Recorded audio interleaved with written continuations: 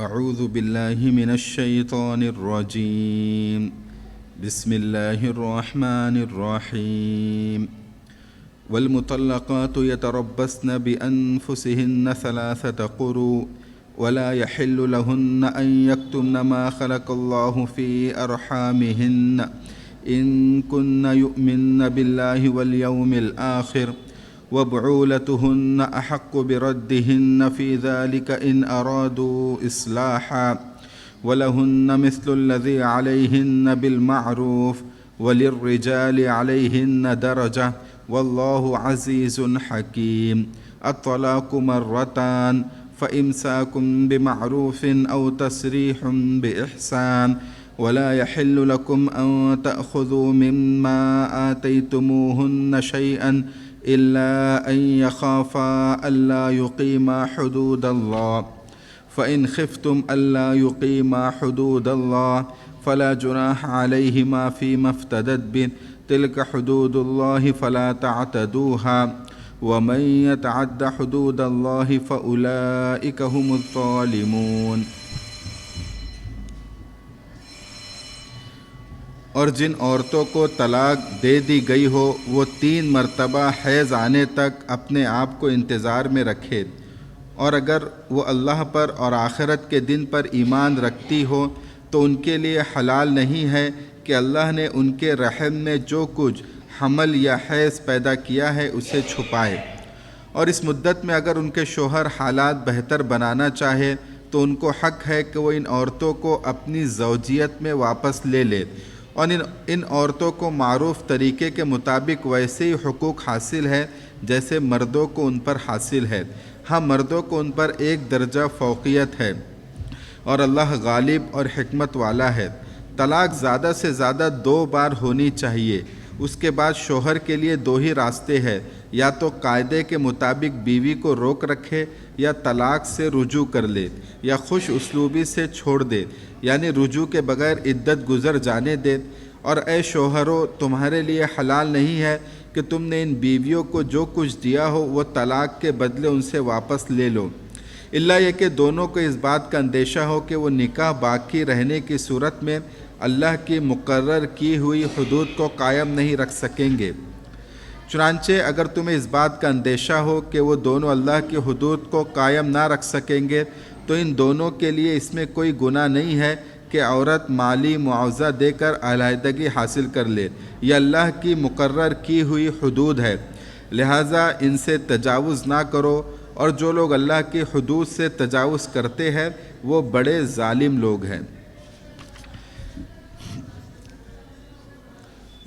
یہ عورت کے طلاق کے متعلق اس سے پہلے بات چل رہی تھی، اور عربوں میں جو ایک رسم عام تھی جس کو ایلا کہا جاتا ہے، تو ایلا میں یہ ہوتا تھا کہ آدمی اپنی عورت کے بارے میں یہ قسم کھا لیتا تھا کہ اب میں تیرے پاس نہیں آؤں گا، اور پھر اس کو اسی حالت میں چھوڑ دیتا تھا، نہ اس کے پاس جاتا تھا نہ اس کو طلاق دے کر آزاد کرتا تھا، اور ادھر آدمی دوسرا نکاح کر لیتا تھا۔ عورت ایسی لٹکی رہتی تھی، نہ وہ کسی اور سے شادی کر سکتی ہے اس لیے کہ طلاق نہیں ہوا، اور یہ آدمی بھی اس کو بیوی کے حقوق نہیں دے رہا ہے۔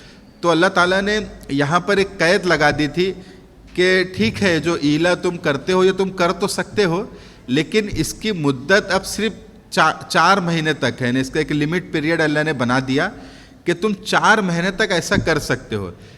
4 مہینے کے اندر اگر تم نے رجوع کر لیا تو ٹھیک ہے، یہ تمہاری بیوی ہو جائیں گی، لیکن 4 مہینے کے بعد اگر تم نے رجوع نہیں کیا تو خود بخود تمہارا طلاق ہو جائے گا۔ اب عورت آزاد ہو جائیں گی، وہ چاہے تو دوبارہ تم سے ہی نکاح کر لے یا کسی اور سے کر لے، وہ آزاد ہو جائیں گی۔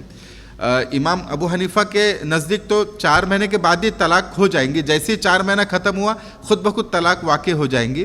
لیکن جو دوسرے فقہا ہیں وہ کہتے ہیں کہ 4 مہینے کے بعد یہ دارالقضاء میں جو جج ہوتا ہے اس کے پاس جا کے نکاح فسخ کرائے تو خیر، لیکن نکاح ختم ہو جائے گا۔ تو اب عورت کو تم اس طرح ستا نہیں سکتے کہ اس کو زیادہ وقت تک ایلا کر کے رکھو۔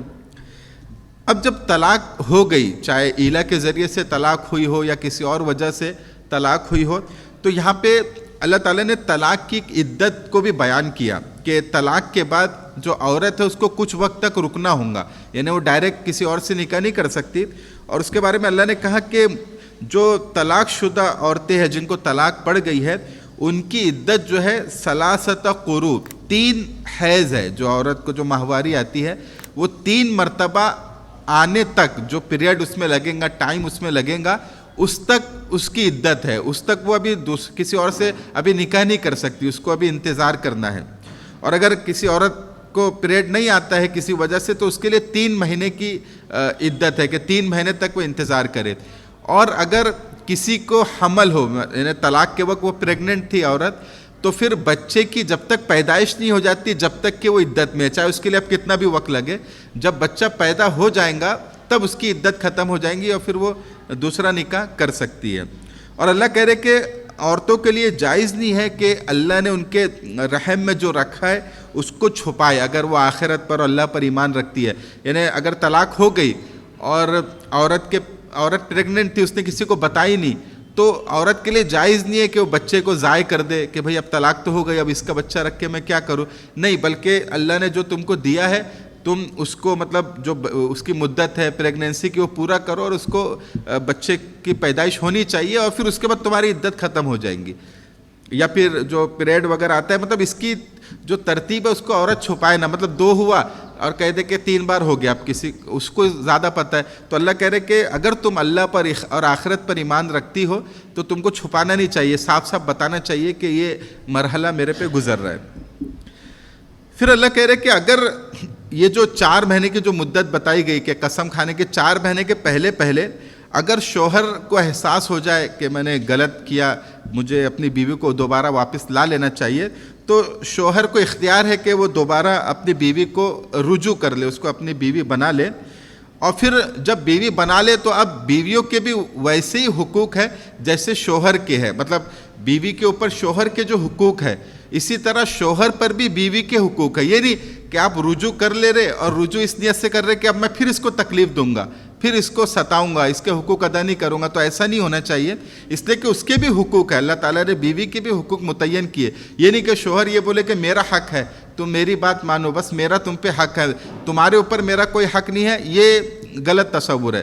جاہلیت میں یہ ہوتا تھا کہ بیویوں کا کوئی حق نہیں مانا جاتا تھا، تو اللہ نے کہا کہ نہیں، بیویوں کا بھی حق ہے. لیکن پھر فرمایا وَلِلرِّجَالِ عَلَيْهِنَّ دَرَجَةٌ، لیکن آدمیوں کو عورتوں پر ایک درجہ فوقیت حاصل ہے. وہ فوقیت اس طرح کہ جب میاں بیوی جب آپس میں ملتے ہیں تو ایک خاندان بنتا ہے، خاندانی ادارہ ایک بنتا ہے.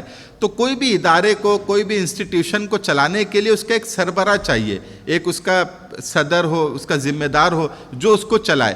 کیونکہ کوئی بھی ادارہ، اسکول ہے، مدرسہ ہے، کوئی بھی، اگر وہاں پہ کوئی پرنسپل نہیں ہوگا، کوئی ڈائریکٹر نہیں ہوگا تو ظاہر سی بات ہے نظام درہم برہم ہو جائیں گا. تو ہمارا جو گھر کا جو ایک ادارہ ہے، گھر کا انسٹیٹیوشن ہے، اس میں میاں بیوی ہوتے ہیں، بچے ہوتے ہیں، تو اس کا سربراہ اللہ نے مرد کو بنایا ہے. اور اس کی بہت ساری حکمتیں ہیں، انشاءاللہ اس کا تذکرہ سورہ نساء میں آئیں گا کہ کیا کیا حکمت ہے کہ مرد کو اللہ نے بنایا، کہ مرد کو سربراہ بنایا اور عورت کو اس کے ماتحت رکھا. لیکن اس کا ہرگز یہ مطلب نہیں ہے کہ مرد حاکم ہے، مرد کے حقوق زیادہ ہے، ایسا مطلب نہیں ہے. یہ ایک ضرورت کے لیے بنایا گیا. جیسے ایک ملک کا ایک وزیر اعظم ہوتا ہے، تو وزیر اعظم ہونے کا مطلب یہ نہیں کہ وہ بہت یعنی اس کو زیادہ حقوق ملے ہیں یا اس کی ڈگنیٹی میں، عزت میں وہ زیادہ ہے اور دوسرے لوگ کم ہے اس لیے بنایا گیا. نہیں، ایک ضرورت کے لیے کسی ایک کو بنانا تھا تو اس کو بنا دیا گیا. تو اسی طرح مرد کو جو بنایا گیا اس کا مطلب یہ نہیں کہ عورت سے یہ عزت میں زیادہ ہے، ایسا نہیں ہے، بلکہ بعض حکمتوں کی وجہ سے مرد کو یہ ذمہ داری دی گئی کہ گھر کا سربراہ مرد رہے. اور اللہ تعالیٰ زبردست ہے اور حکمت والا ہے. یہ اکثر جب کوئی احکام وغیرہ آتا ہے تو یہ آتا ہے کہ اللہ زبردست ہے، حکمت والا ہے. زبردست، عزیز، زبردست مطلب اللہ جو چاہے کرے، اللہ کو کوئی روک نہیں سکتا، اللہ کے پاس پورا پاور ہے. اور پھر حکمت والا ہے، مطلب پاور ہے، اس کا مطلب یہ نہیں کہ اللہ غلط فیصلہ کر دے گا، ظلم کر دے گا، بلکہ حکمت سے اللہ فیصلہ کرتا ہے. حالانکہ پاور پوری اللہ کے پاس ہے، لیکن وہ پاور کا استعمال اللہ حکمت کے ساتھ کرتا ہے. الطلاق مرتان، پھر اس کے بعد کہہ رہے کہ اب یہ طلاق کا ذکر شروع ہو رہا ہے کہ طلاق صرف 2 مرتبہ ہے. اب اس کو سمجھنے کے لیے تھوڑا سا پھر ہم کو بیک گراؤنڈ سمجھنا ہوگا کہ عرب میں ایک رسم یہ بھی چلتی تھی جو عورتوں کو ستانے کے لیے ہوتی تھی. ایک تو ایلا کی رسم کہ قسم کھا کے چھوڑ دیتے تھے. دوسرا یہ ہوتا تھا کہ طلاق کا اصل میں سسٹم یہ ہے کہ اگر شوہر نے اپنی بیوی کو طلاق دیا، اب طلاق کے بعد وہ عدت گزار رہی ہے، تو عدت گزارنے کے دوران شوہر کو یہ اختیار ہوتا ہے کہ اس سے رجوع کر لے. اگر پچھتاوا ہو گیا کہ بھائی میں نے غلط کیا, ہمیں ایک دوسرے کے بغیر نہیں رہ سکتے, ہمیں پھر سے میاں بیوی بن جانا چاہیے, تو عدت کے دوران بنا نکاح کے وہ عورت سے رجوع کر سکتا ہے. اور لیکن اگر عدت گزر گئی تو پھر طلاق واقع ہو جائیں گی, پھر عورت کو اختیار ہو جائے گا, وہ چاہے تو کسی اور سے بھی نکاح کر سکتی ہے یا یہ شوہر سے بھی نکاح کر سکتی ہے. یہ ایک رول ہے طلاق کا. تو عرب کے جو لوگ تھے جاہلیت میں اس کا ان لوگ غلط فائدہ اٹھاتے تھے. وہ یہ کرتے تھے کہ اب کسی عورت سے اگر جھگڑا ہو گیا, اس سے نفرت پیدا ہو گئی, اب اس کو ستانا ہے, تکلیف دینا ہے, تو وہ کیا کرتے تھے, عورت کو طلاق دیتے تھے.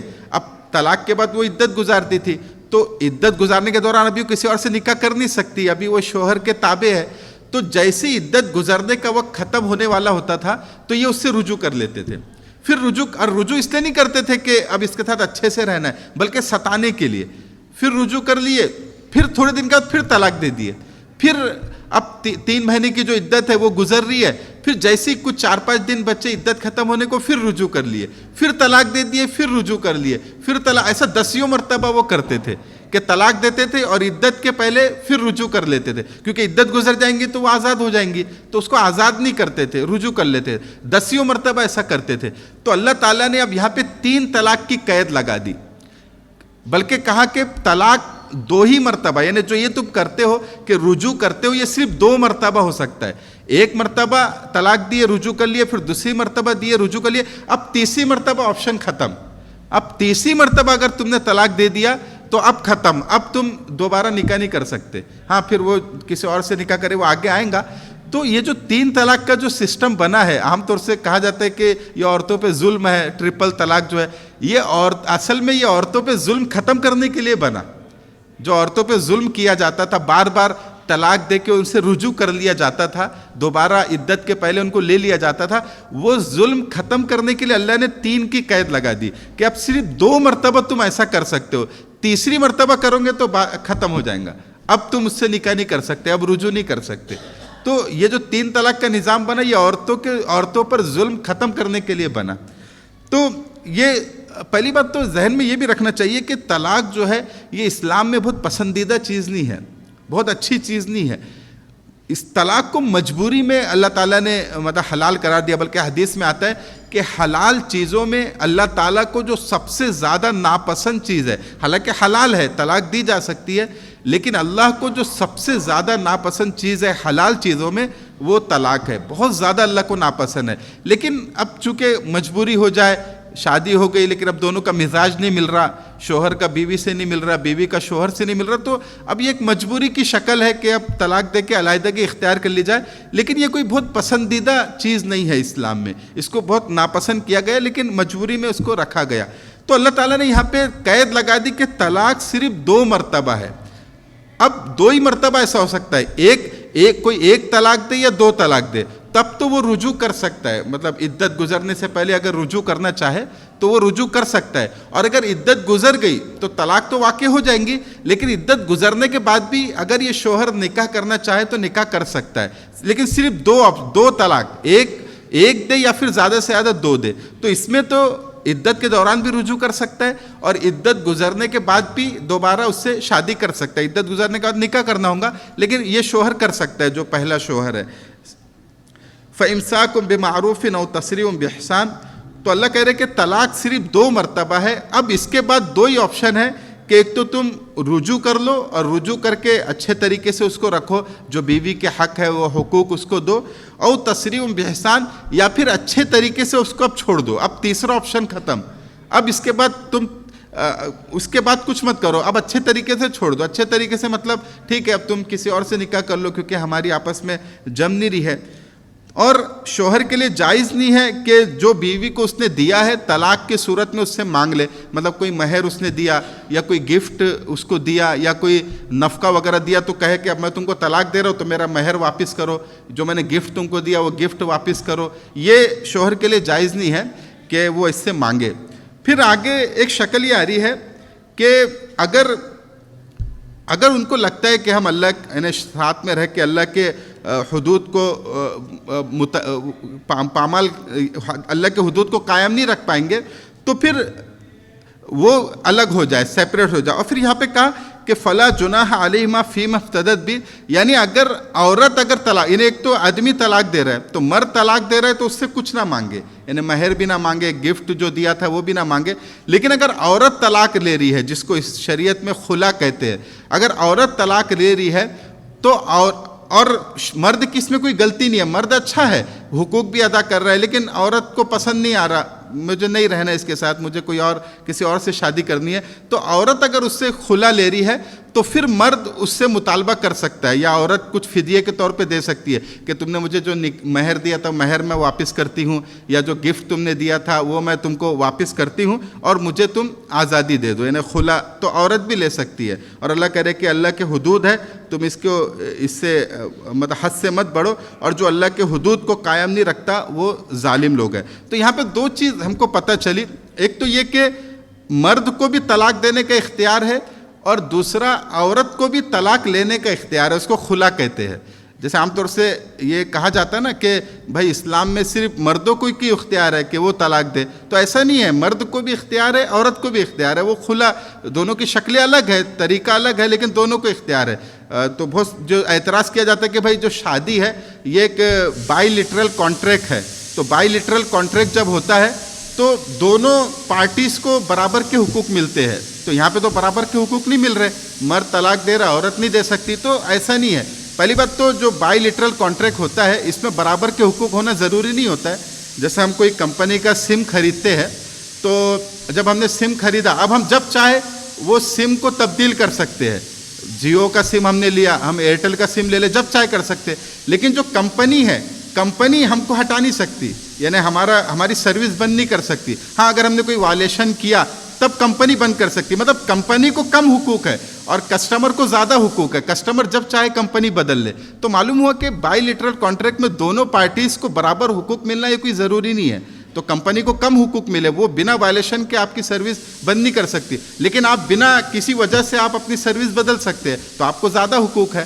تو ایک بات تو یہ. دوسری بات یہ کہ اسلام میں دونوں کو دیا گیا. ہاں نکاح جو ہے بائی لٹرل کانٹریکٹ ہے، لیکن دونوں کو حقوق دیے گئے. مرد کو طلاق کا اختیار ہے تو عورت کو خلا لینے کا اختیار ہے. ہاں دونوں کا پروسیس الگ ہے لیکن اختیار دونوں کا ہے. تو یہ کہنا ہے کہ مرد کو ہی کیوں اختیار ہے، یہ درست نہیں ہے، دونوں کو اختیار ہے لیکن اس کا پروسیس الگ الگ ہے.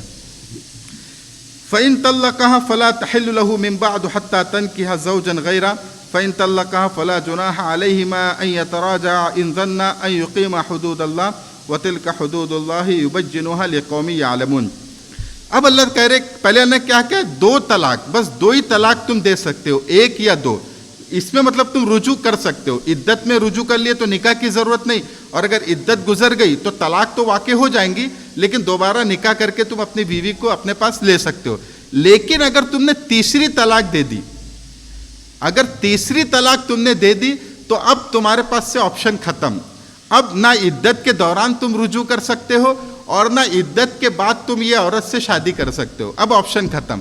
ہاں ایک آپشن یہ بچتا ہے کہ اگر ایسا ہوا، کوئی پلاننگ کے تحت، منصوبے کے تحت نہیں، ایسا ہوا کہ نکاح ختم ہو گیا، طلاق ہو گئی، اس کو طلاق مغلظہ بولتے ہیں، اب رجوع کرنے کا حق ختم ہو گیا. لیکن ایسا ہوا کہ عورت نے کسی اور سے نکاح کری، کسی اور مرد سے نکاح کری ہمیشہ رہنے کے لیے، اور پھر اتفاق ایسا ہوا کہ وہ مرد نے بھی طلاق دے دی، کسی وجہ سے آپس میں نا اتفاقی ہو گئی اور وہ مرد نے بھی طلاق دے دی. تب یہ پہلے شوہر کے لیے اب جائز ہو گیا کہ اگر وہ شادی کرنا چاہے تو شادی کر سکتا ہے. یہ تیسری طلاق کے وقت. پہلی اور دوسری میں تو وہ رجوع کر سکتا ہے، عدت میں بھی رجوع کر سکتا ہے، اور عدت کے بعد طلاق واقع ہو جائیں گی تو نکاح کر سکتا ہے. لیکن تیسری طلاق اگر اس نے دے دی تو اب اس کے پاس سے آپشن ختم. اب بس یہی راستہ بچا ہے کہ اگر وہ کسی اور سے نکاح کرتی ہے اور نکاح کرنے کے بعد وہ بھی طلاق دے دیتا ہے، پھر رجوع کیا جا سکتا ہے، دوبارہ شادی کی جا سکتی ہے. تو اس میں ایک تو مسلمانوں کو یہ بتا دیا گیا، یہ پورا اگر جو چیزیں ہمارے سامنے آئی، پہلی بات تو طلاق کوئی پسندیدہ چیز نہیں ہے، اس کو اختیار نہیں کرنا چاہیے. اگر کوئی نا اتفاقی ہے تو بڑے لوگوں کو بلا کے، آگے ایک جگہ آئیں گا کہ کونسلنگ ان کی کرائی جائے. کونسلنگ کی اسلام میں بہت اہمیت ہے، کیونکہ بعض مرتبہ ایسا ہوتا ہے کہ جذبات میں انسان فیصلہ لے لیتا ہے. عورت سمجھتی ہے کہ اس کے علاوہ میں کسی اور کے ساتھ رہوں گی تو بہت خوش رہوں گی، حالانکہ شادی کے بعد بہت ساری چیزوں میں ایڈجسٹ کرنا پڑتا ہے، عورت کو بھی ایڈجسٹ کرنا پڑتا ہے، مرد کو بھی ایڈجسٹ کرنا پڑتا ہے. اگر وہ کسی اور سے بھی شادی کریں گی وہاں پہ بھی سیم مسائل اس کو پیش آئیں گے. تو اگر اس کی کاؤنسلنگ کر دی جائے، عورت کو سمجھا دیا جائے، مرد کو سمجھا دیا جائے، تو 70% تو ایسا ہو جائیں گا کہ وہ مان لیں گے اور رہنے کے لیے تیار ہو جائیں گے. تو کاؤنسلنگ سب سے پہلے تو کر لی جائے. اگر کسی کے اندر نا اتفاقی ہوگی تو فوراً طلاق کا فیصلہ نہ لے، بلکہ اپنے بڑوں کو بلا کے ان کی کاؤنسلنگ کرے. جیسا ایک مرتبہ رسول اللہ صلی اللہ علیہ وسلم کے پاس ایک معاملہ آیا تو رسول اللہ صلی اللہ علیہ وسلم کی اس نے بیوی کی شکایت کی کہ میری بیوی کے اندر یہ کمیاں ہیں. تو آپ نے کہا کہ تم اس کی کمی دیکھ رہے ہو، اس کی اچھائی بھی تو دیکھو، بہت ساری اچھائی بھی ہوں گی. تو یہ بھی ایک کاؤنسلنگ کا طریقہ ہے کہ اچھا پہلو بھی سامنے رکھو، بہت ساری اچھائی بھی اس کے اندر ہوں گی. تو اس طرح پہلے کرا لے. لیکن اب خدا نہ خواستہ نکاح طلاق کی نوبت ہی آ گئی ہے، نہیں جم پا رہے، نہ بیوی رہنے کو تیار نہ شوہر رہنے کو تیار. اب یہ دونوں اگر ساتھ میں رہیں گے تو دونوں کی زندگی خراب ہونے والی ہے. تو اب بہتر ہے کہ یہ سیپریشن کر لیا جائے، طلاق دے دی جائے، کیونکہ اب ساتھ میں رہنا ممکن نہیں ہے. کاؤنسلنگ بھی ہو گئی، لوگوں نے سمجھا دیا، سب کر دیا، اب اس کے بعد بھی نہیں رہنا چاہ رہے تو طلاق دے دی جائے. لیکن طلاق دینے کا طریقہ یہ ہے کہ صرف ایک طلاق دے، ایک طلاق دے کے چھوڑ دے، عدت گزر جائیں گی، عدت گزرنے کے بعد خود بخود طلاق ہو جائیں گی. تو اس کا فائدہ یہ ہوگا کہ اگر بعد میں عدت گزر گئی، 1 سال ہو گیا، 2 سال ہو گیا، ابھی دونوں کی شادی نہیں ہوئی کسی اور جگہ، اور بعد میں دونوں کو احساس ہوا کہ ہم نے غلطی کی، غلط فیصلہ ہم نے کر لیا، ہم ساتھ میں رہ سکتے تھے، تو پھر دونوں نکاح کر سکتے ہیں.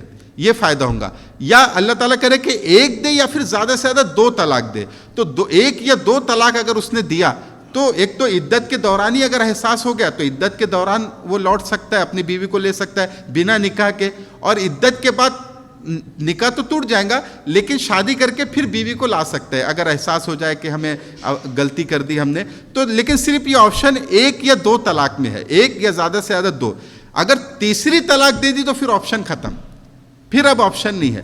تو یہ بتانا یہاں پہ جا رہا ہے کہ اس طرح کا اختیار کرے. ایک تو طلاق دینے کی نوبت آئے تو 1 دے یا 2 دے، 3 طلاق نہ دے، کیونکہ 3 دیں گے تو پھر آپشن ختم ہو جائے گا. پھر وہی ہے کہ وہ کسی اور سے نکاح کریں گی، وہ بھی اپنی مرضی سے، ایسا نہیں کہ منصوبے کے تحت کہ تم اس سے نکاح کر لو، 1 دن اس کے ساتھ رہو، پھر طلاق لے کے پھر ہم شادی کر لیں گے. یہ اسلام میں ناجائز اور حرام ہے. تو صحیح طریقہ یہی ہے کہ وہ کسی اور سے کریں گی نکاح اور ہمیشہ رہنے کے لیے کریں گی، لیکن اتفاق سے اس نے بھی طلاق دے دیا تو پھر وہ پہلے شوہر سے نکاح کر سکتی ہے. تو یہ جو حلالہ کے نام سے جو اسلام کو بدنام کیا جاتا ہے اور یہ سب یہ چیزیں مطلب پروپیگنڈے کی شکل میں ہے اور یہ درست الزام نہیں ہے اسلام پہ. یہ اصل میں پابندی جو 3 طلاق کی لگائی یہ عورتوں کی بھلائی کے لیے لگائی گئی تاکہ بار بار ان کو رجوع کر کے پریشان نہ کیا جائے جیسے مکہ کے لوگ پریشان کرتے تھے.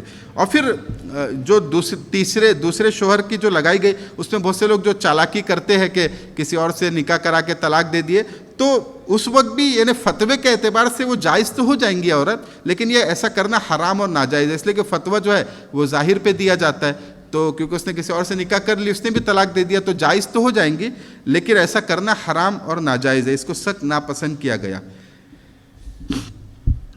وَإِذَا طَلَّقْتُمُ النِّسَاءَ فَبَلَغْنَ أَجَلَهُنَّ فَأَمْسِكُوهُنَّ بِمَعْرُوفٍ أَوْ سَرِّحُوهُنَّ بِمَعْرُوفٍ وَلَا تُمْسِكُوهُنَّ ضِرَارًا لِتَعْتَدُوا وَمَن يَفْعَلْ ذَلِكَ فَقَدْ ظَلَمَ نَفْسَهُ وَلَا تَتَّخِذُوا آيَاتِ اللَّهِ هُزُوًا وَاذْكُرُوا نِعْمَةَ اللَّهِ عَلَيْكُمْ وَمَا أَنزَلَ عَلَيْكُم مِّنَ الْحِكْمَةِ من الكتاب والحکمت یعظکم بہ واتقوا اللہ واعلموا ان اللہ بکل شیء علیم. اس میں وہی بات آ رہی ہے کہ جب تم عورتوں کو طلاق دے دو تو پھر 2 ہی آپشن ہے، یعنی 2 طلاق دو، 3 میں تو آپشن ختم، 2 تک آپشن یہ ہے کہ ایک تو اچھے طریقے سے اس کو رکھ لو، اس کے حقوق ادا کرو، یا پھر اچھے طریقے سے اس کو چھوڑ دو.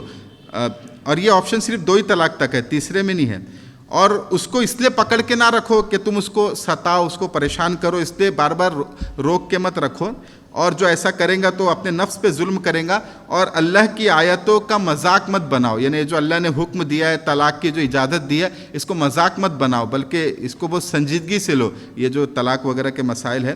اور اللہ کی نعمتوں کو یاد کرو جو انہوں نے تمہارے اوپر نازل کی ہے، اور جو کتاب اور حکمت تم نے جو اللہ نے نازل کی اس سے نصیحت حاصل کرو. اور اللہ تعالیٰ اور اللہ سے ڈرتے رہو اور جان لو کہ اللہ تعالیٰ ہر چیز کو جاننے والا ہے. وَإِذَا طَلَّقْتُمُ النِّسَاءَ فَبَلَغْنَ أَجَلَهُنَّ فَلَا تَعْضُلُوهُنَّ أَن يَنكِحْنَ أَزْوَاجَهُنَّ إِذَا تَرَاضَوْا بَيْنَهُم بِالْمَعْرُوفِ ذالک یوعظ بہ من کان منکم یؤمن باللہ والیوم الآخر ذالکم ازکی لکم واطہر واللہ یعلم وانتم لا تعلمون۔ اور پھر اللہ تعالیٰ آگے کہہ رہے کہ اگر تم نے عورت کو طلاق دے دی اور وہ عدت گزار چکی ہے تو پھر اس کو نکاح سے مت روکو، اگر وہ آپس میں نکاح کرنا چاہیے۔ اصل میں یہ میکے والوں سے مخاطب اللہ تعالیٰ ہے جو عورت کے گھر والے ہیں۔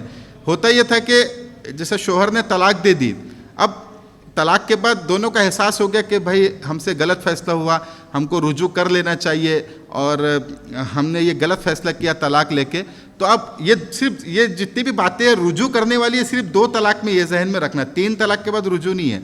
تو اب ان لوگ کو لگ رہا ہے کہ ہم رجوع کر لیتے، دوبارہ نکاح کر لیتے، اگر عدت گزر گئی تو نکاح کرنا ہے، عدت میں نکاح بھی نہیں کرنا ہے۔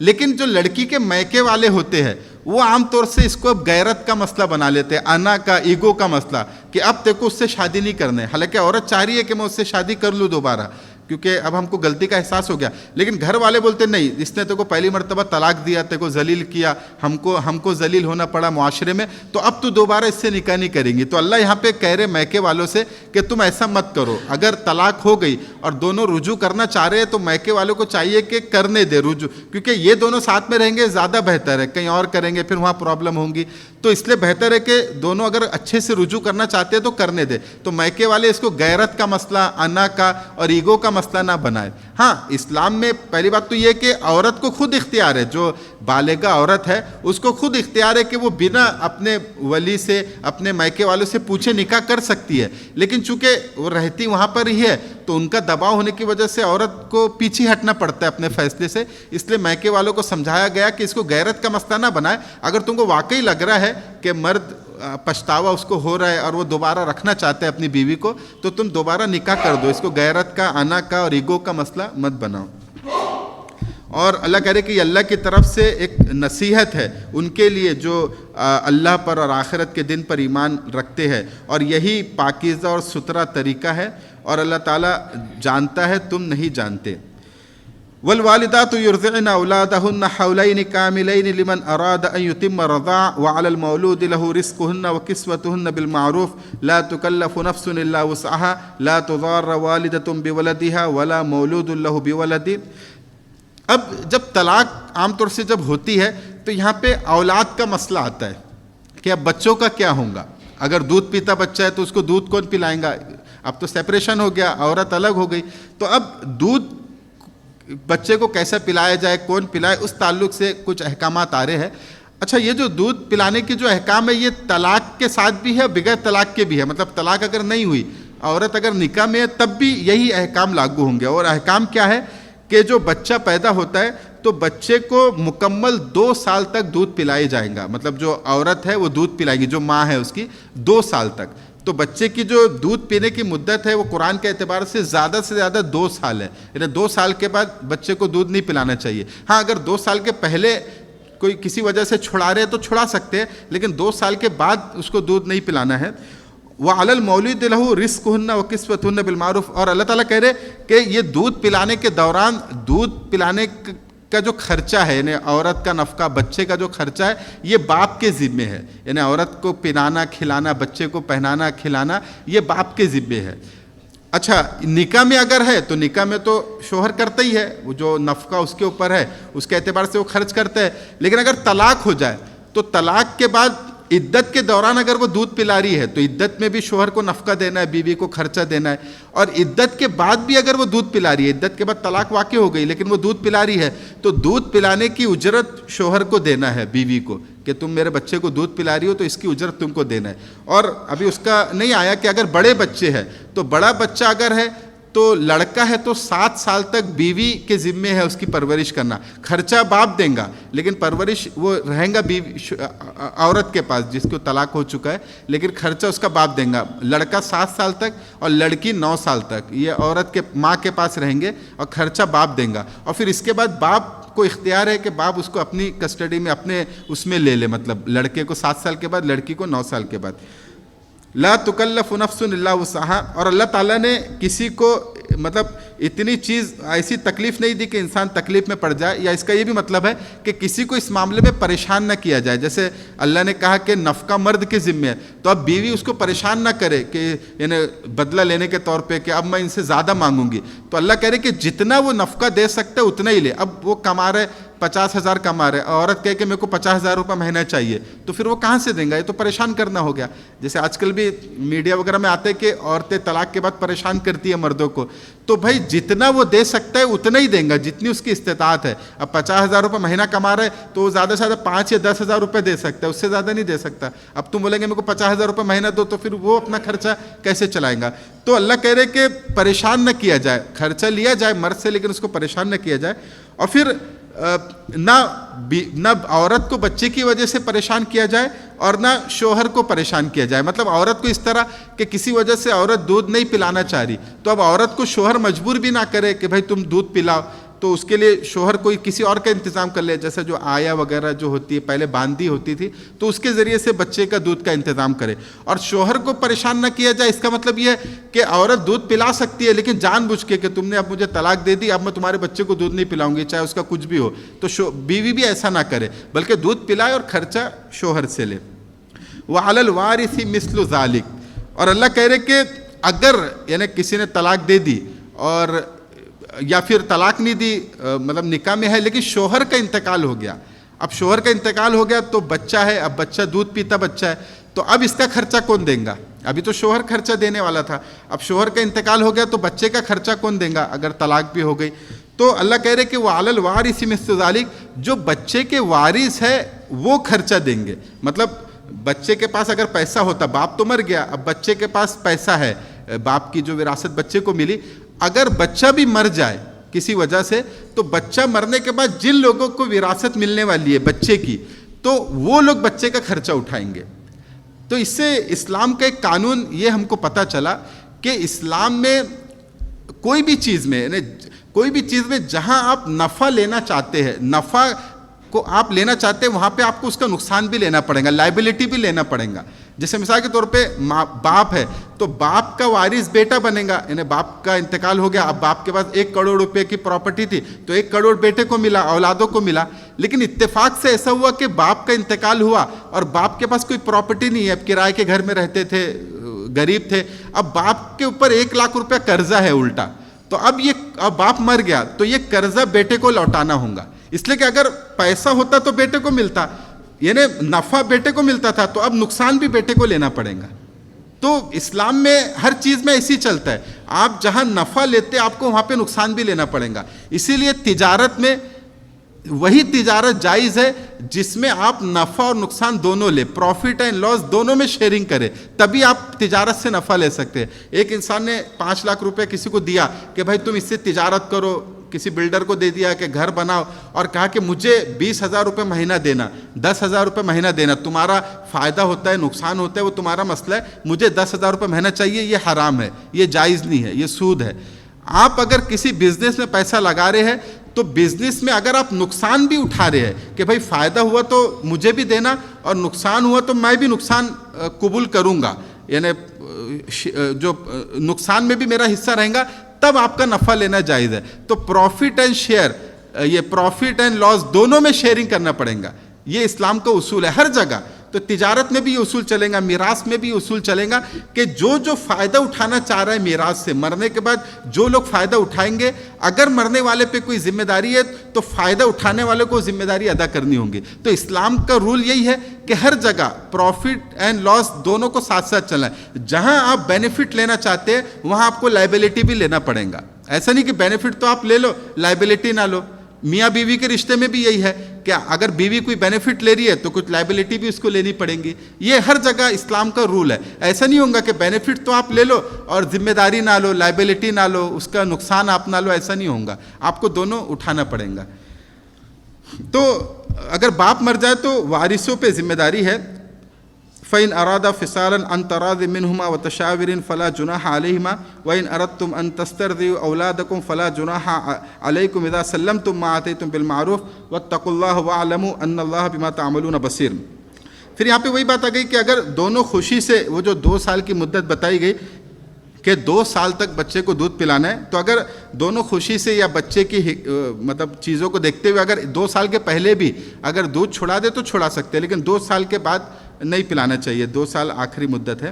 اور اگر وہ دونوں چاہے تو کسی آیا، جیسا پہلے باندی وغیرہ ہوتی تھی، آیا کے ذریعے بھی دودھ پلا سکتے ہیں، اور جو اجرت جو نفقہ دینا تھا وہ اس کو دے دے جو آیا ہے جس سے دودھ پلایا جا رہا ہے، مطلب اور ماں اگر دودھ نہیں پلا رہی تو کوئی آیا کو بھی متعین کیا جا سکتا ہے کہ آپ بچے کو دودھ پلا دو اور اس کو خرچہ دے دیا جائے آیا کو اس کا۔ اور اللہ سے ڈرتے رہو اور جان لو کہ اللہ تعالیٰ جاننے والا ہے اور دیکھ رہا ہے۔ والذین یتوفون منکم ویذرون ازواجا یتربصن بانفسهن 14 و10 فاذا بلغن اجلهن فلا جناح علیکم فیما فعلن فی انفسهن بالمعروف واللہ بما تعملون خبیر۔ اور یہاں پہ اب اللہ تعالیٰ جو عدت بیان کی گئی طلاق شدہ عورت کی، کہ اگر اس کو طلاق دے دی گئی کسی بھی طرح ایلا کے ذریعے یا 2 طلاق دے دی گئی تو اس کی عدت بتائی گئی کہ 3 حیض اس کی عدت ہے۔ اب یہاں پہ اس کی عدت بتا رہے کہ اگر کسی کا شوہر مر گیا تو کوئی عورت بیوہ ہو گئی، تو شوہر اگر مر گیا تو اس کی عدت جو ہے وہ 4 مہینہ 10 دن ہے، بیوہ کی عدت 4 مہینہ 10 دن۔ اور یہ جو عدت متعین کی گئی یہ شوہر کے اکرام میں ہے کہ بھائی تمہارا شوہر تھا، اس کا انتقال ہو گیا، تب اس کا اکرام یہ ہے کہ اس کا یعنی سوگ منایا جائے، ایک غم منایا جائے۔ تو اس لیے بیوہ جو عورت ہے وہ عدت کے دوران اپنے شوہر کے گھر میں رہے، اور دوسرا کوئی زیب و زینت بھی اختیار نہ کرے، مطلب ایک سوگ منائے تقریباً 4 مہینہ 10 دن، پھر اس کے بعد وہ آزاد ہے، اب وہ دوسرا نکاح کر لے جو بھی کرنا ہے، لیکن 4 مہینہ 10 دن شوہر کے گھر میں رہے اور زیب و زینت بھی اختیار نہ کرے۔ یہ شوہر کے اکرام میں یہ مدت متعین کی گئی۔ اور پھر کہا کہ اب جب وہ مدت متعین کر لے تو پھر اب اس کے اوپر کوئی حرج نہیں ہے کہ وہ اپنے بہتر طریقے سے اپنے لیے جو بھی فیصلہ کرے، مطلب نکاح کرنے کا فیصلہ کرے دوسرا یا پھر نہ کرنے کا فیصلہ کرے، اور اللہ تعالیٰ جاننے والا اور خبردار ہے۔ یہ اللہ تعالیٰ نے الگ سے اس لیے بتایا کہ بہت سے معاشرے میں بیوہ عورت کے نکاح کو بہت معیوب سمجھا جاتا ہے، خاص طور سے ہمارے ہندوستان میں اس کو بہت معیوب سمجھا جاتا تھا کہ کوئی عورت بیوہ ہو گئی اور پھر وہ کسی اور سے نکاح کرے۔ ہمارے ہاں تو ستی کا بھی رواج تھا کہ عورت مر گیا تو بیوی کو بھی اس کے ساتھ جلا دو، اب یہ منحوس ہو گئی۔ تو بیوہ عورت سے نکاح کرنے کو معیوب سمجھا جاتا تھا، ہندوستان میں بہت زیادہ معیوب سمجھا جاتا تھا۔ مسلمانوں میں بھی وہ رواج آ گیا تھا کہ اگر عورت بیوہ ہو گئی، چاہے وہ جوان لڑکی ہے بھی، لیکن اس کا نکاح نہیں کرتے تھے۔ اب وہ بیچاری ایسی زندگی گزار رہی ہے، اس کو کوئی نہ شوہر ہے نہ کوئی شوہر کے حقوق اس کو مل رہے، ایسی زندگی گزار رہی ہے، تو یہ اس کو معیوب سمجھا جاتا تھا۔ تو ہندوستان میں تو مسلمانوں نے خاص طور سے مولانا قاسم نانوتوی رحمۃ اللہ علیہ وغیرہ نے اس کے خلاف تحریک چلائی، حاجی امداد اللہ مہاجر مکی رحمۃ اللہ علیہ نے تحریک چلائی کہ نکاح بیوگان کی، کہ بیوہ کا بھی نکاح ہونا چاہیے، ایسا نہیں کہ کم عمر بھی ہے آپ نکاح نہیں کر رہے، نہیں نکاح، ہاں اگر وہ خود نکاح نہیں کرنا چاہتی، عمر زیادہ ہو گئی ہے، شوہر کا انتقال ہو گیا تو وہ اس کے اوپر ہے، لیکن اگر وہ نکاح کرنا چاہتی ہے تو اس میں کوئی عیب نہیں ہے، اس کا نکاح کرانا چاہیے، تو اس کی تحریک چلے گی۔ ابھی پھر بھی الحمدللہ اب اس کی کوشش کی جاتی ہے کہ اس کا نکاح کر دیا جائے، لیکن آج بھی بہت سے معاشرے میں اس کو معیوب سمجھا جاتا ہے۔ اسی لیے اللہ نے خاص طور سے اس کا ذکر کیا کہ جب وہ بیوہ اپنی عدت پوری کر لے 4 مہینہ 10 دن کی، اس کے بعد اس کو اختیار ہے کہ اپنے بارے میں جو فیصلہ کرے، نکاح کا فیصلہ کرے تو نکاح کرا دیا جائے، اور نہیں کرنے کا فیصلہ کرے تو زبردستی نہ کی جائے، لیکن اس کو معیوب نہ سمجھا جائے کہ بھائی نکاح کر لیتی ہے، بلکہ نکاح کرنے دیا جائے۔ ولا جناح علیکم فیما عرضتم به من خطبۃ النساء او اکننتم فی انفسکم علم اللہ انکم ستذکرونہن ولکن لا تواعدوہن سرا الا ان تقولوا قولا معروفا ولا تعزموا عقدۃ النکاح حتى يبلغ الکتاب اجلہ واعلموا ان اللہ یعلم ما فی انفسکم فاحذروا واعلموا ان اللہ غفور حلیم۔ اب یہاں پہ اللہ تعالیٰ کہہ رہے کہ یہ جو بیوہ کے بارے میں بات آ رہی ہے کہ اب بیوہ عدت گزار رہی ہے، تو بعض لوگ کیا کرتے تھے، عرب میں تو نکاح کا رواج تھا، یا ہندوستان میں اس کو معیوب سمجھا جاتا تھا۔ عرب میں تو ایسا ہوتا تھا جہاں عورت بیوہ ہوئی فوراً دوسرے لوگ اس سے شادی کے اپنے پرپوزل اس کو بھیج دیا کرتے تھے کہ ہم تم سے شادی کرنا چاہتے ہیں۔ تو یہاں پر اللہ نے کہا کہ ابھی اگر کوئی عدت عورت گزار رہی ہے تو اس کو نکاح کا کھلا نکاح کا پیغام بھیجنا جائز نہیں ہے، کیونکہ ابھی وہ عدت میں ہے، ابھی ایک سوگ منا رہی ہے، اپنے شوہر سے ایک تعلق اس کا جڑا ہوا ہے، تو ابھی تو کھلا نکاح کا پیغام بھیجنا جائز نہیں ہے۔ ہاں یہ ہے کہ آپ کنائے میں، اشارے کنائے میں آپ بول سکتے ہیں کہ میرا نکاح کا ارادہ ہے، جب عدت پوری ہو جائیں گی تو ہم نکاح کر لیں گے. اشارے کنائے میں، یعنی کسی اور کو بول دے کہ میں کسی بیوہ عورت کو دیکھ رہا ہوں، اگر مل جائے تو میں نکاح کر لوں گا، یعنی ڈائریکٹ نکاح کی بات نہ کرے، اشارے کنائے میں بات کرے. تو اب اس کو بولیں گے کہ میں کسی بیوہ عورت کو تلاش کر رہا ہوں، مجھے ایک اور نکاح کرنا ہے، تو وہ عورت سمجھ جائیں گی کہ شاید یہ مجھے ہی بول رہے ہیں. تو اس طرح اشارے اور کنائے میں تو بول دے، لیکن ڈائریکٹ ابھی نکاح کا اس کو نہ بھیجے. یہ اللہ کے نزدیک ناپسندیدہ ہے کہ ڈائریکٹ اس کو پیغام بھیجا جائے، اس لیے کہ ابھی عدت میں ہے وہ. اور جان لو کہ اللہ تعالیٰ جاننے والا ہے جو تمہارے دل میں ہے، اور ڈرتے رہو، اور جان لو کہ اللہ تعالیٰ معاف کرنے والا ہے اور بردبار ہے.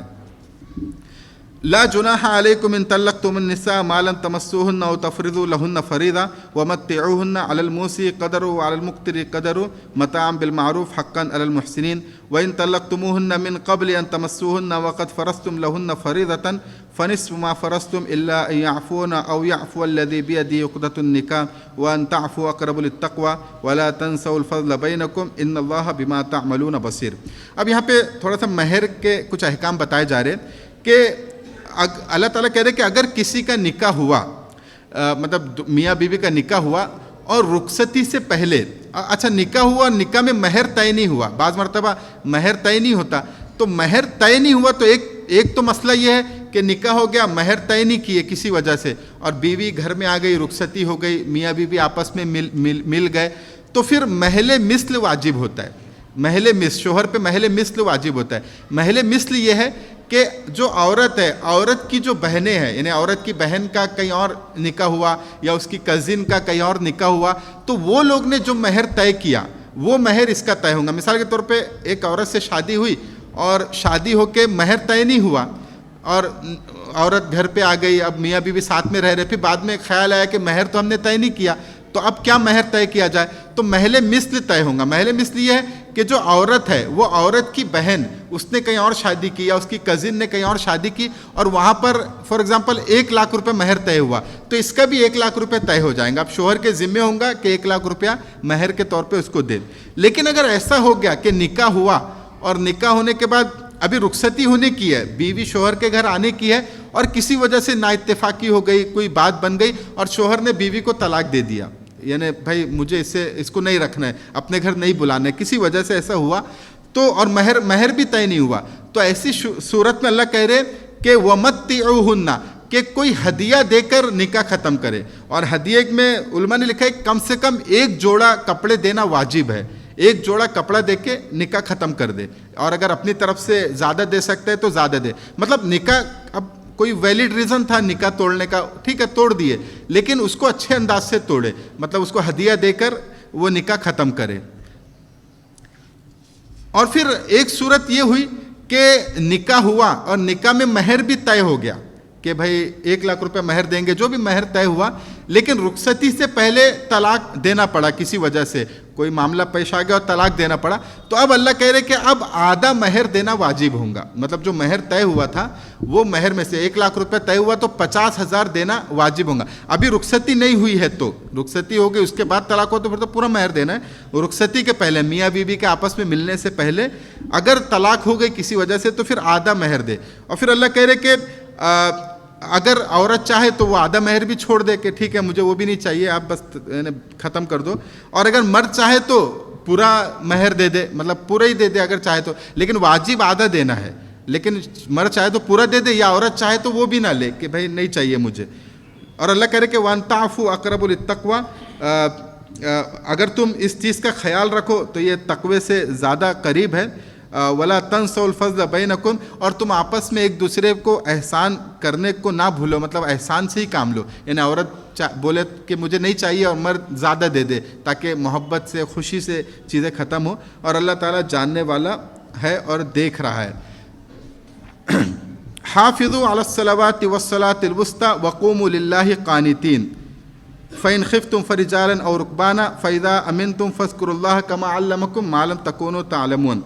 اور تم نمازوں کا پورا پورا خیال رکھو، اور جو بیچ کی نماز ہے خاص طور سے اس کا خیال رکھو، اور اللہ کے سامنے با ادب فرما بردار بن کے کھڑے ہوا کرو۔ ابھی دیکھیے پھر وہی بات آ گئی، ابھی نکاح کا چل رہا تھا، احکام کی بات چل رہی تھی، پھر نماز پہ آ گئے اللہ تعالیٰ کہ بھائی نماز کا خیال رکھو، اور خاص طور سے عصر کی نماز کا خیال رکھو، کیونکہ پہلے کیا ہوتا تھا، پہلے جیسے لائٹنگ وغیرہ نہیں تھی تو عصر کے بعد لوگ اپنی دکانیں وغیرہ بند کر دیتے تھے پہلے زمانے میں، تو عصر کا وقت تھوڑا بیزی وقت ہوتا تھا، دکانیں بند کر رہے ہیں سب، تو اس وقت نماز انسان خیال نہیں رکھ پاتا تھا، تو اس لیے خاص طور سے عصر کا وقت کہا گیا۔ اور یہاں پہ پھر میں نے جیسا وہی کہا کہ ابھی طلاق کی بات چل رہی تھی اور پھر نماز پہ آ گئے، تو قرآن شریف کا یہی انداز ہے، قرآن شریف میں ترتیب سے ہر چیز نہیں ہے، کیونکہ یہ آپ کو ایک ترتیب سے کوئی ایک علم نالج نہیں دے رہی، بلکہ یہ تذکیر کی کتاب ہے، یہ ریمائنڈر ہے۔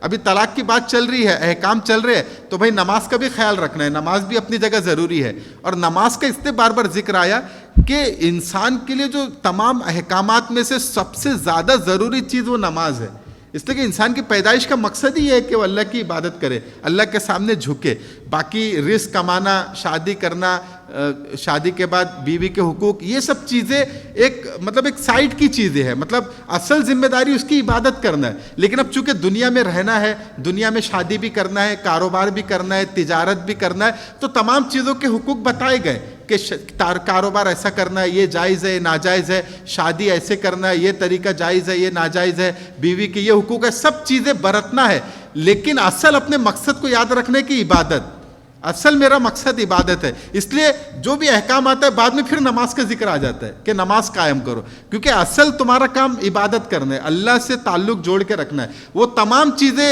اپنی جگہ ضروری ہے، وقت پہ ضروری ہے، لیکن اصل جو ذہن میں رکھنا ہے وہ عبادت۔ اس لیے 5 وقت دن میں نماز ہے، انسان اٹھتے سے ہی سب سے پہلے نماز پڑھتا ہے تاکہ نماز یاد رہے کہ میں دنیا میں کیوں پیدا ہوا، مجھے اللہ کی عبادت کرنا ہے۔ اب فجر کے بعد پھر کاروبار میں لگ گیا، اب کاروبار میں لگ کے پھر بھول گیا کہ میں کیوں پیدا ہوا، تھوڑا سا کمانے میں لگ گیا پیسہ، پھر ظہر کا وقت ہو گیا، پھر اس کو یاد دلایا جا رہا ہے کہ بھائی تیرا پیدا ہونے کا مقصد عبادت ہے، نماز ہے، پھر ظہر کے بعد کاروبار میں لگ گیا، بیوی بچوں میں لگ گیا، اب پھر ذہن سے مقصد نکل گیا، پھر عصر کے وقت پھر یاد دلایا گیا تجھے اللہ کے سامنے جھکنا ہے، تیرا پیدائش کا مقصد عبادت ہے، پھر مغرب میں، پھر عشاء میں، یہاں یعنی سوئے تک اس کو یہ یاد دلایا جا رہا ہے کہ تیرا مقصد اصل اللہ کی عبادت کرنا ہے۔ اسی طرح قرآن میں بھی بار بار نماز کا ذکر آتا ہے کہ ٹھیک ہے یہ سب احکامات کو یاد رکھنا ہے، اس کو برتنا بھی ہے، لیکن نمازوں کا بھی اپنی جگہ خیال رکھنا ہے، تو اس لیے بار بار ذکر آتا ہے۔ اور اللہ کہہ رہے کہ اب یہ جنگ کی حالت کے بارے میں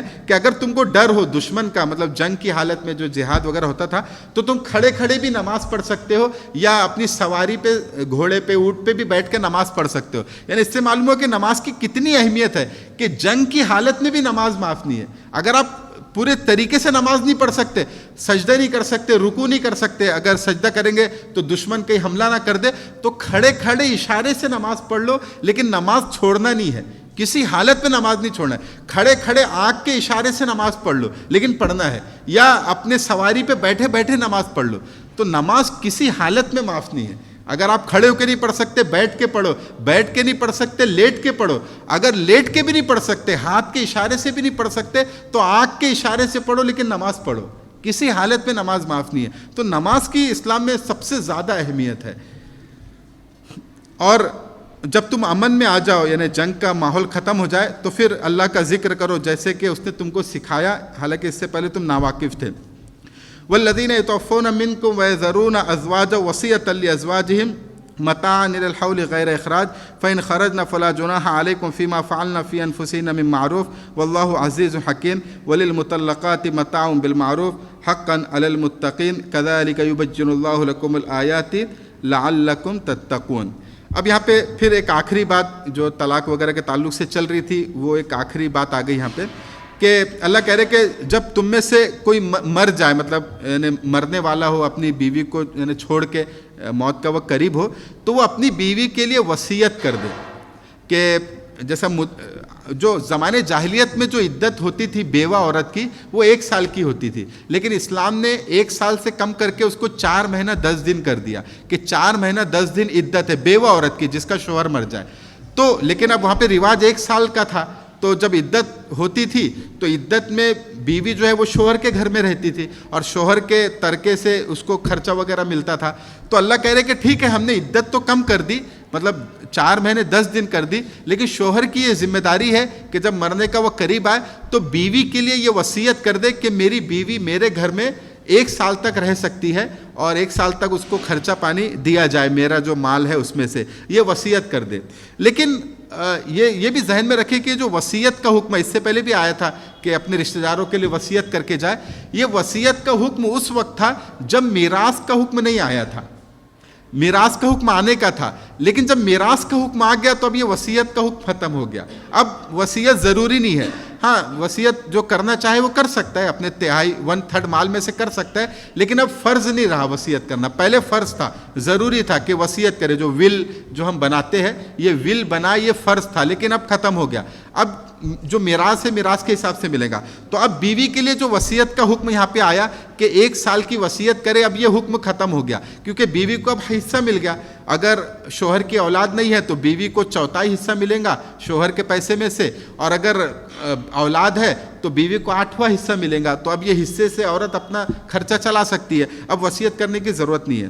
پھر آگے کہہ رہے کہ اگر جب وصیت کا چل رہا تھا تو اگر یہ عورت خود نکلنا چاہے تو پھر معروف طریقے سے اس کو چھوڑا جا سکتا ہے. مطلب جب وصیت کا تھا, ابھی تو وصیت ختم ہی ہو گیا, اب تو میراث ملیں گی, لیکن وصیت کے دوران 1 سال اگر عورت نہ رہنا چاہے, وہ بولی کہ 4 مہینہ 10 دن کے بعد میری عدت ختم ہو گئی یا مجھے کسی اور سے شادی کرنا ہے, تو عورت جا سکتی ہے, اس کو اچھے طریقے سے اس کو ودا کیا جا سکتا ہے. اللہ تعالیٰ زبردست اور حکمت والا ہے. پھر اللہ کہہ رہے کہ اور مطلقہ عورتوں کو قاعدے کے مطابق فائدہ پہنچانا ہے, اور یہ متقیوں پر حق ہے. اور اللہ تعالیٰ اپنی باتوں کو ایسی آیتوں کو کھول کھول کر بیان کرتا ہے تاکہ تم سمجھداری سے کام لو. یعنی آخری میں پھر اللہ نے ایک آیت بول کے بات ختم کی کہ جو مطلقہ عورت ہے متقیوں پر ان کا حق ہے, یعنی اچھا معاملہ ان کے ساتھ کیا جائے, ہے نا, اچھے طریقے سے. تو یہ تمام چیزیں جو ہم نے پڑھی ابھی, اس میں ہم کو جو بات سامنے آئی اوور آل اگر ہم دیکھیں گے تو اس میں یہ آیا کہ طلاق اسلام میں بہت زیادہ پسندیدہ نہیں ہے. حالانکہ یہ جائز ہے, لیکن اللہ کو بہت زیادہ ناپسند ہے یہ طلاق. جو حلال چیزوں میں سب سے زیادہ ناپسند چیز طلاق ہے. تو پہلے تو اس طلاق دینے کی نہ سوچے. اگر انبن ہو جائے میاں بیوی میں, نا اتفاقی ہو جائے, تو پہلا مرحلہ یہ ہے کہ کونسلنگ کرائی جائے. اگر بیوی کو پرابلم ہے تو بیوی کو سمجھایا جائے, جو سمجھدار لوگ ہیں تمہارے خاندان کے ان کو بلا کے سمجھایا جائے. اگر شوہر کو بیوی سے پرابلم ہے شوہر کو سمجھایا جائے. تو 90% تو کونسلنگ سے ہی بات ختم ہو جاتی ہے, طلاق کی نوبت نہیں آتی. تو پہلے کونسلنگ کرائی جائے, لیکن کونسلنگ کرانے کے بعد, سمجھانے کے بعد بھی دونوں کا اس پہ دونوں اٹل ہے کہ ہم ساتھ نہیں رہ سکتے, ہم کو طلاق لینی ہی ہے, ہم ساتھ نہیں رہ سکتے. تو اب اللہ تعالیٰ کہہ رہے کہ بہت اچھے انداز سے یہ طلاق ہو. مطلب ایسا نہ ہو کہ غصے میں طلاق طلاق طلاق 3 مرتبہ اس کو بول دیا, ایسا نہ ہو, بلکہ بہت سمجھداری کے ساتھ بہت سلجھے ہوئے انداز میں طلاق ہو. وہ کیسا ہو کہ جب بیوی پاکی کی حالت میں ہو تب طلاق دی جائے. یعنی اگر حیض آ رہا ہے تو حیض میں کیا ہوتا ہے, شوہر تھوڑا سا اس سے دور ہی رہتا ہے.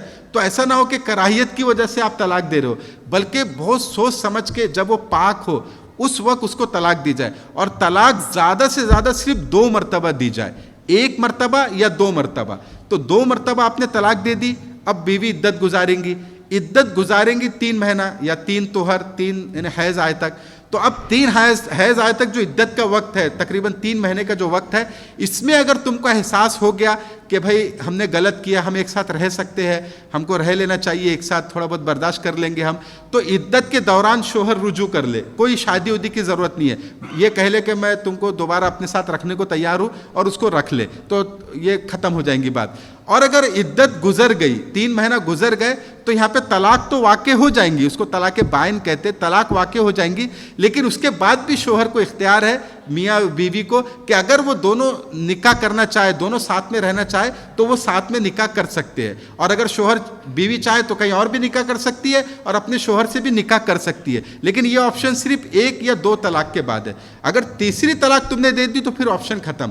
تو اس لیے تیسری طلاق دے ہی نہ بھائی. جب 1 طلاق 2 طلاق سے کام ہو جا رہا ہے تو کائے کو آپ تیسری طلاق دے رہے, 2 طلاق دے کے بعد ختم کر دو.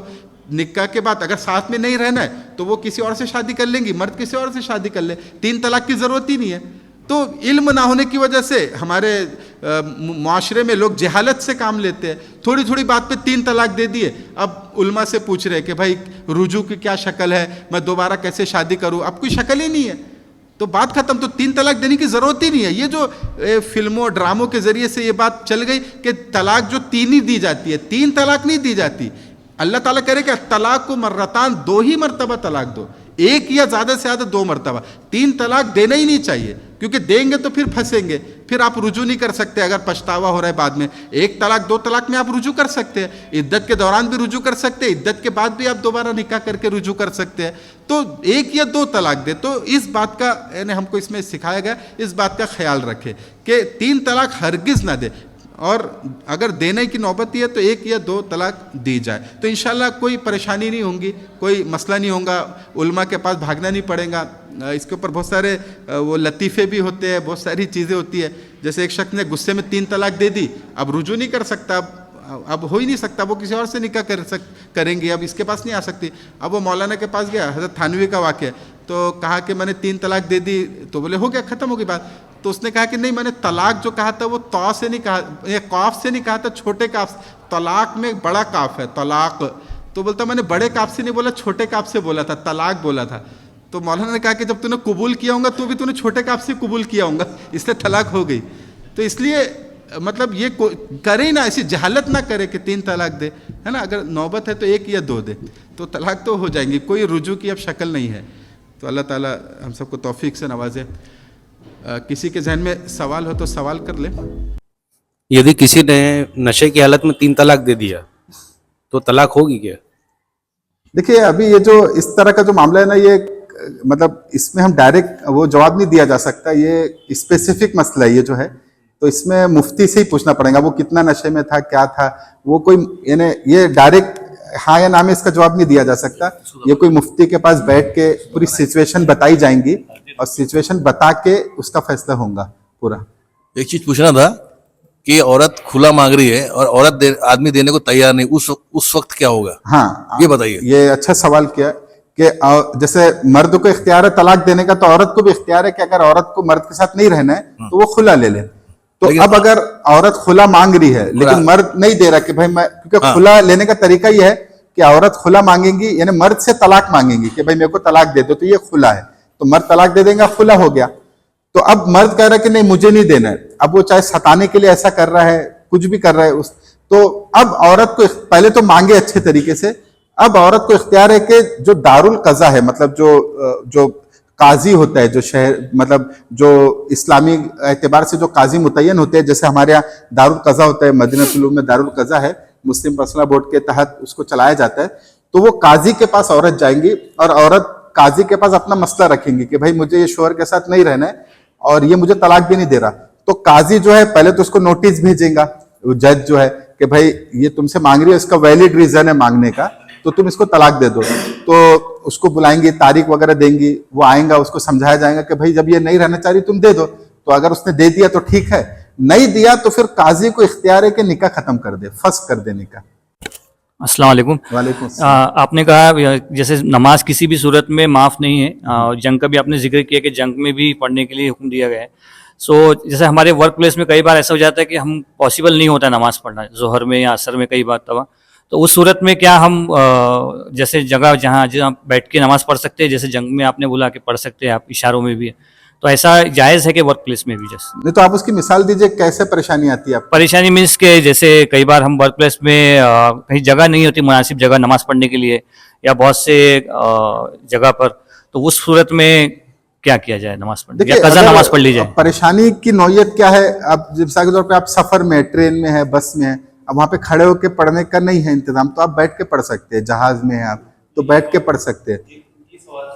ہاں تھوڑا سا ان کا جواب ہو جائے. اچھا اسی میں, ہاں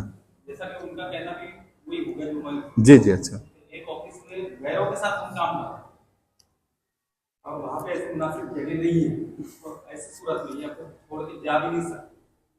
کئی بار جیسے آبجیکشن بھی ہوتا ہے ان کو کہ بھئی یہ نماز پڑھ رہے ہیں, ابھی آج کل تو مسئلے بہت زیادہ ہو گئے, آپ بھی جانتے ہیں, چل رہا ہے. تو اس صورت میں جیسے ہم کسی کو نہ بتاتے ہوئے نماز اپنی جگہ پہ ہی جیسا بیٹھے بیٹھے پڑھ لیے, تو کیا, یا پھر یہ قضا نماز بہتر ہے اس میں؟ नहीं, कज़ा तो नहीं करना है, नमाज तो जब जंग में कज़ा नहीं करना है, जंग में भी पढ़ना है, तो वहां पे कैसा करेंगे? तो अब उसकी देखिए अब शक्ल ये होंगी कि पहली बात तो ये कि आप पूरी कोशिश कर ले कि नमाज पढ़ ले, और आपको सुन्नत वगैरह अगर नहीं पढ़ने को सुन्नत ना पढ़े, बस फर्ज पढ़ ले। जोहर फजर में 2 है, जोहर में 4 रकात, असर में 4 रकात, ऐसी मजबूरी में पहली बात तो सुन्नत का इतना जरूरी नहीं है अभी, मतलब ऐसी सूरत हाल में जल्दी से 4 रकात आप कहीं भी पढ़ सकते हैं। अगर ऑफिस में कहीं भी छोटी मोटी जगह है, 5 मिनट लगता है ज्यादा से ज्यादा पढ़ने के लिए, उससे भी कम में पढ़ सकते हैं आप। तो जल्दी से आप पूरी कोशिश तो ये कर ले पहले तो, है ना। फिर इसमें ये भी हो सकता है कि अब अगर ऐसे कोई जगह पे आप काम कर रहे हैं कि वहां पे बहुत मुश्किल हो रहा है नमाज के लिए, तो जाहिर सी बात है दूसरी चीजों के लिए भी मुश्किल होगा। फिर वो लोग के जो मजहबी त्योहार आएंगे उसमें भी आपको शरीक होना पड़ेगा। जब नमाज नहीं पढ़ने दे रहे तो आपको तो दूसरी चीज भी करवाएंगे वो लोग। तो अब बेहतर है कि आप कोई और जगह मुतबादिल कोई जॉब तलाश करें कि भाई यहाँ आपको नहीं जम पा रहे, अभी जब तक के मुतबादिल ऑल्टरनेट जॉब नहीं मिलती है जब तक के तो आप यहीं रहे, लेकिन कोई ऑल्टरनेट जॉब जहाँ पे तासुब ना हो, आपको आसानी से मौका मिल जाए, वहां करे। तो इसमें मतलब हमको अपने चीजों को बदलना पड़ेगा, जैसे जॉब को बदलना पड़ेगा, या पूरी कोशिश ये नहीं कि हम डायरेक्ट फायदा उठा ले। हाँ, अगर एकदम मतलब अभी जब तक के जॉब नहीं मिल रही, जब तक के तो आपको रहना है वहां पे, तो मुतबादिल कोई नहीं मिल रहा, तो जब तक के पहले तो पूरी कोशिश ये करे कि देख ले, लेकिन नहीं हो पा रहा है, कोई जगह ही नहीं मिल पा रही है और वहां पे मना भी किया गया है, तो फिर आप उस दिन की, जिस दिन मौका नहीं मिला उस दिन की तो आप पढ़ सकते हैं बैठ के, यानी कहीं अलग से। लेकिन फिर दूसरी नमाज फिर अगर मौका मिल गया तो ऐसा नहीं कि आप एकदम उसको वो बना ले कि ऐसी करना नहीं, फिर दूसरी नमाज में हो सकता है मौका मिल जाए, जो मतलब जो तासुब वाले थे वो चले गए, एक समझदार इंसान है अभी तो उसके सामने पढ़ सकते हैं, यानी इस तरह कर ले। लेकिन ऐसा कोई इजाजत नहीं मिलेगी उसकी कि या कजा कर ले, कजा करने की भी इजाजत नहीं मिलेगी। आपको दूसरा रास्ता निकाले, जॉब तब्दील करे, या अच्छे अंदाज से उनसे बात कर ले कि भाई मैं सिर्फ 4 रकात पढ़ूंगा, मुझे सुन्नत भी नहीं पढ़ूंगा, मुझे बस 4 रकात की इजाजत दे दी जाए। इतना उनसे 4 रकात 3 मिनट लगेगा ज्यादा से ज्यादा, बल्कि आप ये कर सकते हैं कि जैसे 4 रकात में 2 रकात में सूरह फातिहा पढ़ते हैं, 2 में सूरह मिलाते हैं, और फिर 2 में सिर्फ सूरह फातिहा पढ़ना होता है, तो आप सूरह फातिहा ना भी पढ़े, सिर्फ खड़े होकर सुभान अल्लाह बोल के भी आप 2 रकात, जो दूसरी 2 रकात जल्दी करने के लिए, मतलब 2 मिनट में 3 मिनट में आप इस तरह कर सकते हैं। लेकिन करना पड़ेगा, नमाज तो पढ़ना पड़ेगा। सुन्नत छोड़ दिए कुछ हद तक चल जाएगा, लेकिन फर्ज आपको अदा करना ही पड़ेगा, कहीं पे भी हो आपको। मेरा यही सवाल था कि मैंने बाज लोगों को देखा कि दिन भर की नमाजें इकट्ठे पढ़ते हैं घर आने के बाद, वो जायज है क्या? नहीं, गलत है, वो तो कजा हो जा रही ना, वो तो नमाज। ये असल में देखिए कुछ चीजें क्या होती है, हमको नॉलेज तो पूरा होता नहीं है, किसी की कोई बात सुन के हम फैसला कर लेते हैं। ये जो चीज होती है, ये बहरी और जो शिया जो लोग हैं, बहरी समाज के लोग हैं, उनके यहाँ ये चलता है कि मिसाल के तौर पे आपको सफर करना है, अभी दोपहर में सफर करना है, या आपको स्कूल जाना है, कॉलेज जाना है, दुकान पे जाना है, तो वो लोग क्या करते हैं, फजर के टाइम पूरी 5 नमाज पढ़ लेते हैं। उनके यहाँ मतलब टाइम जरूरी नहीं है, बस 5 नमाज पढ़ना है एक दिन में, तो वो फजर में पूरी 5 नमाज पढ़ लेते, या काम से आने के बाद ईशा के बाद पूरी 5 नमाज एक साथ पढ़ लेते। ये बहरी क्या, अब हमने किसी से बयान में कोई सोशल मीडिया पे सुन लिया तो हमको लगता है कि इस्लाम हमारे यहाँ भी ऐसी है, ऐसी नहीं है। नमाज अपने वक्त पर फर्ज है, अपने वक्त पर। अभी जैसा जोहर का वक्त नहीं हुआ तो अभी हम पे जोहर फर्ज नहीं हुई अभी आज की, जब जोहर का वक्त आएगा तब फर्ज होंगी। तो अभी अगर हमने जोहर पढ़ ली तो हमारी जोहर अदा नहीं होंगी। इन्ना सलात कानत अलल मुमिनीना किताब मौकूता, कि नमाज हमने जो फर्ज की है वो मुसलमानों पर अपने वक्त पर फर्ज की है, तो वक्त आएगा तब नमाज फर्ज होंगी। तो एक तो पहले तो पढ़ना ही नहीं है, अब बाद में जब पढ़ेंगे तो नमाज तो हो जाएंगी, लेकिन गुनाह होगा नमाज कजा करने का। जैसा कोई ऑफिस से आके पूरी नमाज पढ़ रहा है तो नमाज कजा हो गई, तो वक्त निकल गया, तो वक्त निकलने के बाद पढ़ सकते हैं, कजा पढ़ सकते हैं, लेकिन गुनाह होगा नमाज छोड़ने का, लेकिन पहले तो होंगे ही नहीं नमाज। वो को हवाला देते हैं कि तो फला फला ऐसा हुआ है, तो वो चीज को मतलब कि कभी कोई शरीयत में हुई। अच्छा, आप सवाल और कोई है सवाल? हाँ,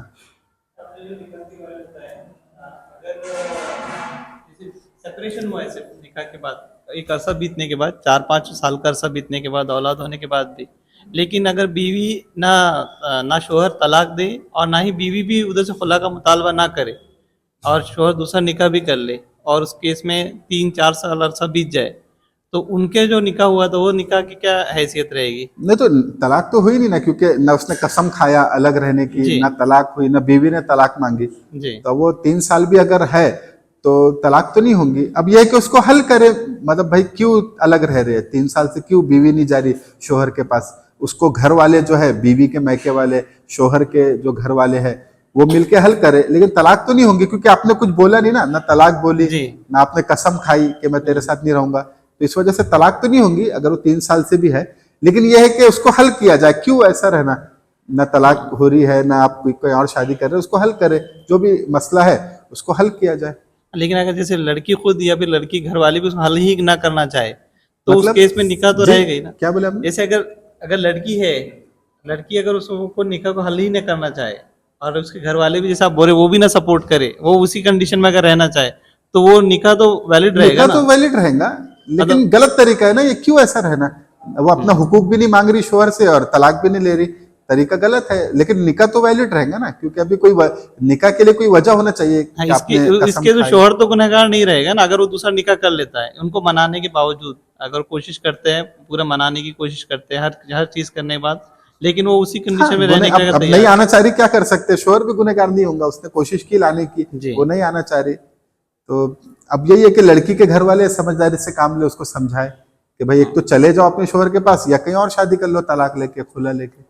السلام علیکم. وعلیکم السلام. ہاں تو صاحب ایک سچویشنل کوشچن ہے کہ شوہر کا انتقال ہو گئے, شوہر کا انتقال کے بعد شاید 2 سال گزر گئے, بیوی کو بچے ہیں کچھ اور وہ اپنے سسرال ہی رہتی ہے, تو کتنے سال تک کہ اس کے سسرال والوں کو اس کو اپنے پاس رکھنا ضروری ہے؟ یعنی شوہر کا انتقال ہو گیا ہاں, اور یعنی بیوی کو جو بچے وغیرہ بچے بھی ہے, اب وہ بچی وہ اپنے سسرال ہی رہتی ہے, تو کتنے سال تک کی رہے؟ ایک دو اور دیکھیے question شریعت کا رول یہ ہے کہ شوہر کا اگر انتقال ہو جائے تو جو بیوہ عورت ہے اس کی عدت جو ہے 4 مہینہ 10 دن ہے. تو 4 مہینہ 10 دن وہ اپنے شوہر کے گھر میں رہیں گی, اور شوہر کا جو ترکہ ہے مطلب جو پیسہ چھوٹا اس کا, تو اس میں بیوی کو حصہ ملے گا. اگر اولاد نہیں ہے تو 4تھا حصہ, اور اگر اولاد ہے تو 8واں حصہ. تو وہ جو شوہر کا چھوٹا ہوا پیسہ اس میں سے وہ خرچ کریں گی, ہے نا, نفقہ لیں گی 4 مہینہ 10 دن. اب 4 مہینہ 10 دن کے بعد اب عورت آزاد ہے, وہ چاہے تو کہیں اور نکاح کر لے, چاہے تو کہیں اور جا کے رہے, اپنے میکے میں جا کے رہے, ہے نا. اور جو بچے ہیں وہ تو باپ کے ذمہ رہیں گے, تو باپ کا جو ترکہ ہے بچوں کو ملے گا. لیکن اگر سسرال والے وہ عورت کو رکھنا چاہتے ہیں کہ بھائی ہمارے بھائی کی بیوہ ہے یا ہمارے بیٹے کی بیوہ ہے, تو ہم ان کو اپنے گھر ہی رکھیں گے, ان کے بچوں کو پڑھائیں گے لکھائیں گے, اور جو بھی ان کو دینا ہے دیں گے ہم ان کو, تو یہ ان کا احسان ہے. اور اللہ تعالیٰ کہہ رہے کہ مطلقہ اور بیوہ وغیرہ ہے ان پر احسان کا معاملہ کیا جائے, یہ احسان ہے. لیکن شریعت کا مطلب حکم نہیں ہے کہ ایسا کرو. اگر کوئی ایسا کرتا ہے تو ان کو اس کا ثواب ملے گا. وہ جو بڑا بھائی ہے یا چھوٹا بھائی ہے اس کو ثواب ملے گا, اس نے اپنی بھائی کی بیوہ کو رکھا, اس کے بچوں کو, تو ثواب اس کو ملے گا. لیکن ایسا کوئی ضروری نہیں ہے کرنا. یہ شریعت میں 4 مہینہ 10 دن ہے, اور اس کا حصہ دے کے وہ آزاد ہے. اب اچھا آخری سوال, اس کا اپوزٹ سچویشن, اگر وہ چاہیں کہ اس کو نہ رکھنا چاہیں گھر والے, ہاں, تو پھر اس کو جانا پڑے گا؟ ہاں پھر تو جانا پڑے گا اس کا حصہ لے کے اپنا. اچھا, اس لیے تو نکاح ہے نا, بیوہ کا نکاح کر دیں گے تو باتیں ختم ہو جائیں گی, وہ اپنے دوسرے شوہر کے ساتھ رہیں گی جا کے. یہ اس سب ٹینشن حصہ دینا پڑے گا. حصہ تو دینا پڑے گا نا, حصہ دے کے اس کو رخصت کر دے. اور اگر رکھنا چاہے تو اچھی بات ہے. نہیں, وہ پھر بعد میں ختم ہو گیا. پھر جب وراثت کا حکم آیا, پہلے وراثت کے پہلے تھا کہ 1 سال کی وصیت کرے کہ 1 سال اس کو رہنے دیا جائے, میرے ترکے میں سے اس کو کھلایا پلایا جائے. لیکن جب وراثت کا حکم آ گیا, میراث کے جو احکامات آ گئے, تو یہ وصیت کا حکم ختم ہو گیا. اس سے پہلے وصیت کا اولاد کے لیے بھی آیا تھا کہ اولاد کے لیے وصیت کرے, ماں باپ کے لیے فرض تھا وصیت کرنا. لیکن جب میراث کا حکم آ گیا تو وصیت کا حکم ختم ہو گیا. اب یہ مطلب آپشنل ہو گیا, آپ کرنا چاہے تو کر سکتے ہیں, نہیں کرنا چاہے تو نہیں کر سکتے, کیونکہ میراث سب کو مل جائیں گی. ٹھیک ہے انشاءاللہ. تو اگلے ہفتے آئیے انشاءاللہ اسی وقت میں.